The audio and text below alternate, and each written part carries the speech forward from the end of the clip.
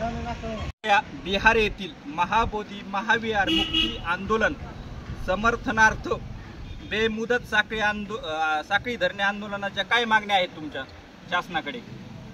सर्वप्रथम सर्व महापुरुषांना त्रिवार अभिवादन।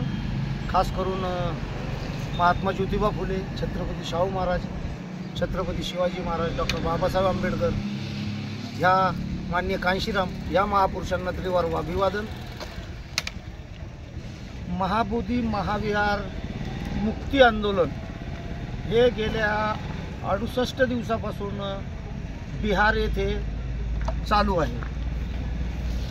सर्वप्रथम 100 वर्षापूर्वी श्रीलंकेचे भंते नागरिक धम्मपाल यांनी बौद्धगया येथे जाऊन त्या विहाराची ज्यावेळेस पाहणी केली तर त्यावेळेस ते अस्तव्यस्त परिस्थितीमध्ये त्या ठिकाणी ते विहार होतं।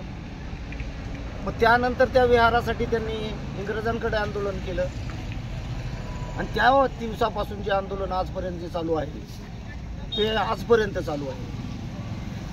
तर मध्यंतरीच्या काळामध्ये ज्यावेळेस भारत स्वतंत्र झाला त्यावेळेस 1949 मध्ये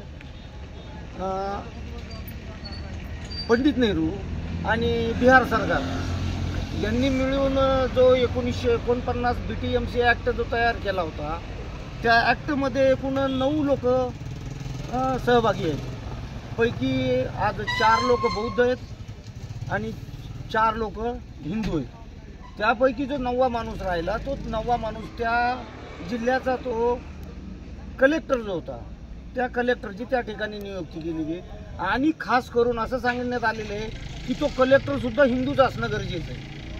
जर त्या जागेचा कलेक्टर हिंदू नसेल तर तो दुसऱ्या जिल्ह्याचा कलेक्टर त्या ठिकाणी हिंदू म्हणून त्याची नेमणूक करायला पाहिजे असं त्या कायद्यामध्ये लिहिलेलं आहे। तर तो कायदा भारताचं संविधान लागू होण्याच्या अगोदरचा असल्या कारणानं तो कायदा रद्द करून त्याची अंमलबजावणी थांबवून तो भिक्खूंची संघाच्या ताब्यात देण्यात यावा आणि त्याची देखभाल ज्याप्रमाणे मुस्लिमांचं मस्जिदीमध्ये मौलवी असतात, ख्रिश्चनांचे पादरी असतात, हिंदूंचे पुजारीमध्ये ब्राह्मण आहेत, जसे शिखांमध्ये तिथं त्यांचे धर्मगुरू असतात त्याप्रमाणे बौद्धांच्या ठिकाणी हे बौद्ध धम्मगुरू जे आहेत बौद्ध भंते त्यांच्या ताब्यामध्ये देण्यात यावे ही माझी मागणी आहे।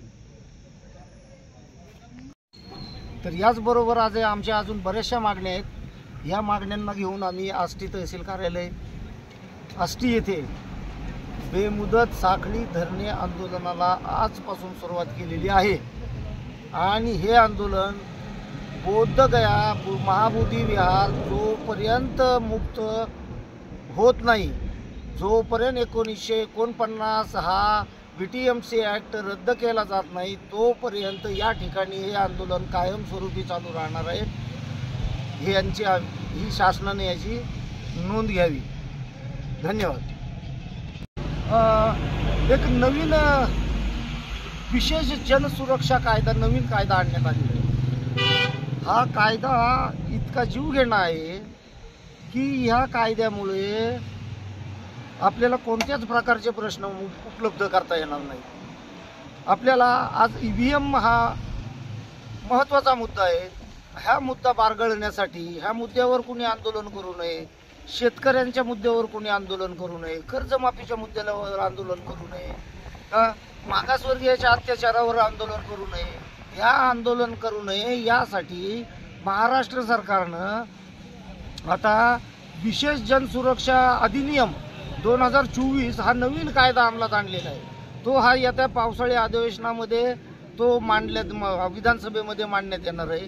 तो कायदा इतका जाचक आणि इतका क्रूर आहे की या कायद्यामुळं सर्वसामान्य माणसाची पूर्ण गळचेपी होणार आहे, त्याचे पूर्ण अभिव्यक्ती स्वातंत्र्य संपुष्टात येणार आहे, त्या माणसाला कोणत्याच प्रकारचे अधिकार उपलब्ध राहणार नाही। त्यामुळं शासनाने हा कायदा रद्द करण्यात यावा।